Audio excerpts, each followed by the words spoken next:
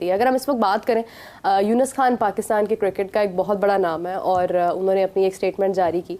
उन्होंने कहा कि मैंने हमेशा पाक भारत मैच के मुतालिक बात की है और पाक भारत मैच से भारत के साथ जब आप खेलते हैं तो आपको एक्सपीरियंस हासिल होता है, प्लेयर्स बनते हैं भारत के साथ खेलकर। And we are too close to see Pakistan India जो एक मैच उनके दरमियान होने जा रहा है। सबसे पहले एज अ पाकिस्तानी तो आपकी सपोर्ट पाकिस्तान के साथ डेफिनेटली होगी, लेकिन एक सिक्स सेंस क्या कह रही है इस बार?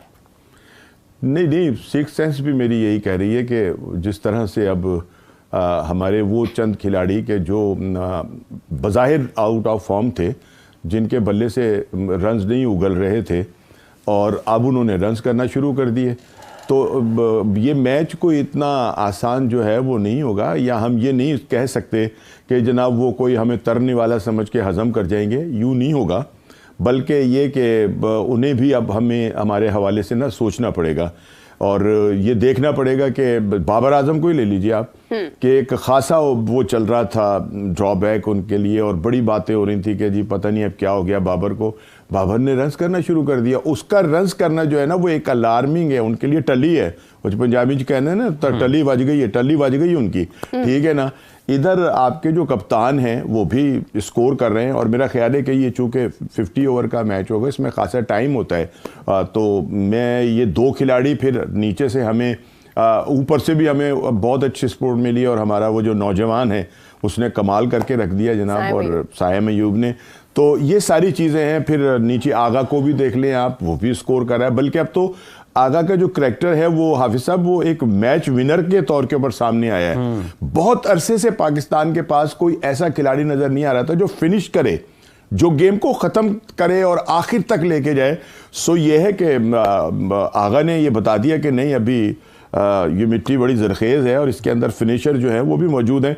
तो ये कहना सोचना कि जनाब क्या बनेगा, कुछ नहीं बनेगा। विकटें हमारी हैं, कोई फ़र्क नहीं है पाकिस्तान की और दुबई की विकटों के अंदर, ठीक है ना।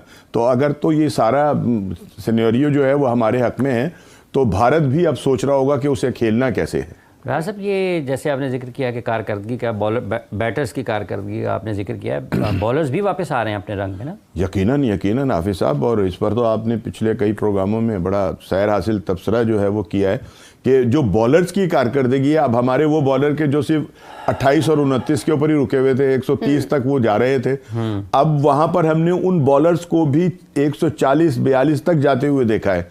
तो ये है कि ये एक तमाम चीज़ें जो है ना ये चेंज हो रही हैं। और दूसरी बात ये कि इन लोगों का जो है ना ओढ़ना बिछोना, खाना पीना, भाई इनकी रोज़ी है।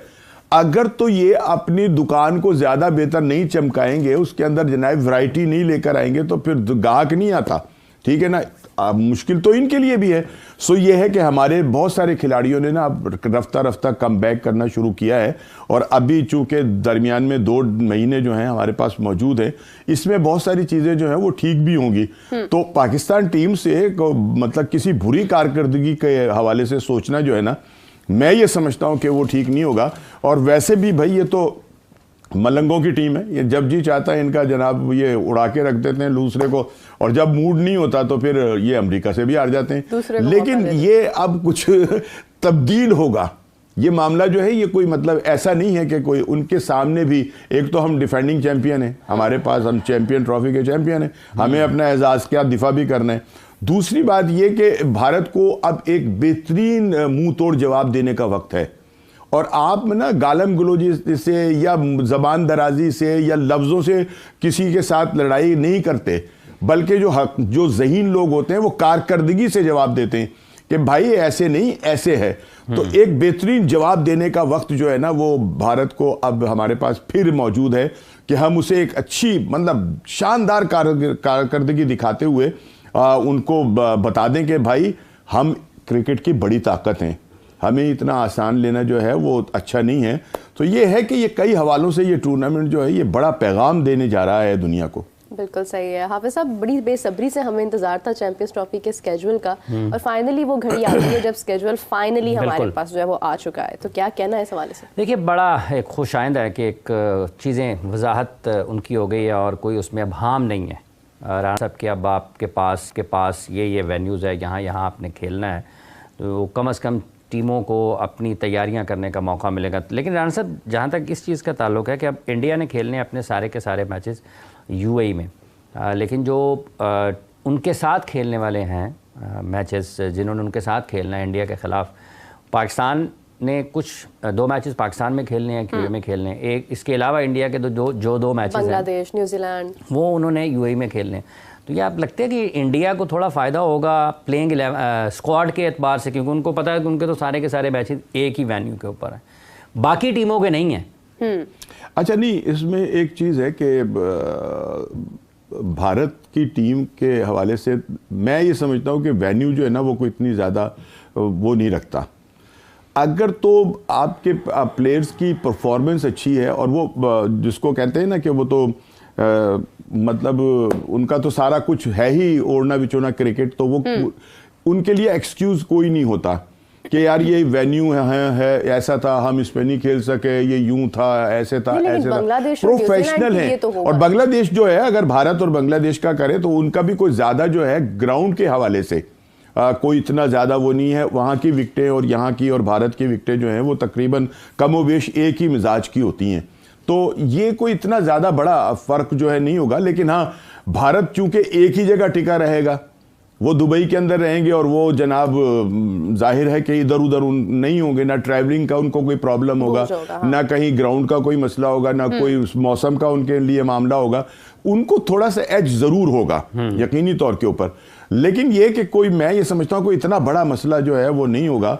हाँ, अगर एक ही जगह पर ये सारा कुछ हो रहा होता तो फिर उसकी बात तो फिर कुछ और ही हो जानी थी ना। अब तो हम कभी कहीं भागेंगे, कभी कहीं भागेंगे, कभी वो जो उन्होंने हमारे साथ करना था किया था उसमें क्या कहते हैं एशिया कप में, थोड़ा थोड़ा वैसे ही कुछ जो है वो अब भी हो गया है। लेकिन ये कि चले, हमें इससे क्या, हमें तो अब अपनी कारकर्दगी को देखना है। हमारी तरफ से जाए भाड़ में भारत, वो जो मर्जी करते रहे, जीतें या हारें, हमें उनसे कोई फ़र्क नहीं पड़ता। लेकिन ये है कि हमें अब अपनी जो, चूँकि ये हमारा अपना टूर्नामेंट है, हम इसके मेज़बान हैं, हम इसके मतलब डिफेंडिंग चैम्पियन हैं, तो इन तमाम हवालों को सामने रखते हुए हमें बजाय इसके कि हम कहीं और हाफिज़ साहब सोचें, हमें अपनी तरफ जो है वो सोचना चाहिए। और आज जो बड़े मज़े की बात यह है ना, हाफिज़ साहब करते हैं बड़े तीखे तीखे सवाल। अगर ये मेरे साथ वैसे बैठे होते ना और आप हमसे सवाल कर रहे होते तो मुझे कुछ थोड़ा सा जो है वो मिलता रहता सपोर्ट। अब आपने हाफिज़ को बिठा दिया मेरे सामने और उन्होंने मुझसे पूछने उल्टे। मैं चाहती हूँ कि मुझे हिंट मिलता रहे। लेकिन ये कि हाँ, मज़ा आएगा। अच्छा राना साहब, एक और चीज़ है कि स्टेडियम्स हमारे जो है वो बड़ी जल्दी में तैयार हुए हैं, बड़ा मतलब सिचुएशन के मुताबिक अगर देखा जाए तो उन्हें फौरी तौर पर तैयार किया गया। अभी कदाफी स्टेडियम के अंदर यानी मेकअप जारी है, स्टेडियम का सुर्खी लगाई जा रही है, लेकिन ये है कि ये जल्दबाजी के अंदर हम कोई नुकसान तो नहीं कर बैठेंगे? आपको लगता है कि मजबूत सारे तमाम मामला जो मजबूती से हुए होंगे? नहीं, अल्लाह ताला कोई ऐसा मसला ना करे।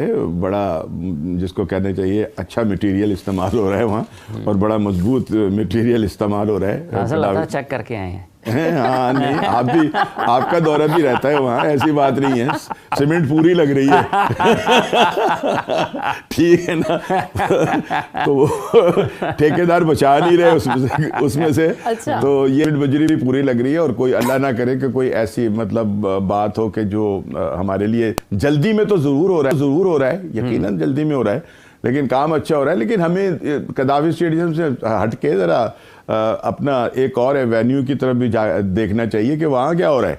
और पिंडी के अंदर जहाँ पे सहूलतों का फुकदान है, ठीक है ना, और अभी तक वहाँ हाफिज़ साहब आपके भी में ये हो रहे हैं राना साहब, मैचेस हो रहे हैं, मैचेस तो हो रहे हैं, मैचेस वो हो रहे हैं, वो हमारे अपने हो रहे हैं, ठीक है ना। वहाँ हम लोकल लोग खेल रहे हैं वहाँ, लेकिन जो चैंपियंस ट्रॉफी के लिए जो वहाँ रिक्वायरमेंट है, क्या वो वहाँ पर होना शुरू हो गई है? मेरा ख्याल है अभी ऐसा कोई का वहाँ तो अभी हमने तो मेरे ख्याल से जाहिद साहब हैं जो हमारे रिपोर्टर हैं पिंडी के, उनका तो उन्होंने तो दावा किया है कि दोनों स्टेडियम से बेहतरीन सिचुएशन रावलपिंडी की है, क्योंकि दोनों स्टेडियम्स का भी उस तरह से मुआयना ट्रायल नहीं हो सके। और रावलपिंडी के मुतालिक सबने बात की है कि यार चले ये 2 तो हो गए, रावलपिंडी का क्या बनेगा? अभी वहां पर एक अपना चैंपियन क्या नाम था हमारा हमारा हुआ था, तो उसमें तो लाइटें भी नहीं जल रही थी। और जो नहीं वो तो राणा साहब किसी भी जगह बंद हो जाते, भी ऑस्ट्रेलिया में भी हो गई। नहीं एक तो बंद होनी होती है ना, हाँ। कि चले ब्रेकर आ गया, कोई फेलियर आ गया और उसमें लाइटें बंद हो गई। वहां तो एक एक पोल पे 4-4 5-5 लाइटें वैसे ही गुल थी, अन्नी थी, ठीक है ना। और अगर उनको तमाम को मिला लिया जाता ना तो एक पोल की लाइट जो थी वहां कम थी। मैं ये एक बात कर रहा हूं, कर लेंगे इसे ठीक। वो मौसम सर्द भी है ना थोड़ा सा, आपको पता है सर्दी भी तो लग सकती है किसी लाइट को। ये तो फिर अलग बात है, फिर लाइटों को कोट पहना लिया करें या स्वेटर पहना के रखे, एक एक लाइट को एक अच्छा या कंबल दे दें सारी लाइटों को ताकि रोशनी हो ही ना। मुझे लगता है आपको मोहसिन नकवी साहब सुकून में नजर नहीं आ रहे, आपने नई सिचुएशन खड़ी कर दी है उनके आगे। नहीं रावलपिंडी की मोहसिन साहब तो अल्लाह ताला उन्हें सुकून दे और मेहनत कर रहे हैं वो, लेकिन हैं वो बेसुकून ही। और खाली उनको एक क्रिकेट का सुकून तो नहीं ना है, उनको तो और दूसरी जगहों से बड़ी बेसुकूनी है और मुलाकातें और ये वो सारा कुछ। तो वो एक बेचारा है और वो एक अनार और 100 बीमार वाला काम जो है वो उनके साथ हुआ है। सो ये है कि लेकिन इस वक्त जो उनके सर पर सबसे बड़ा जो बोझ है, एक अनार सब खबरदार। हाँ खबरदार तो नहीं है, बीमार हैं। बीमार हैं, खबरदार और बीमार में फ़र्क है। और वो इलाज करने चले हुए हैं।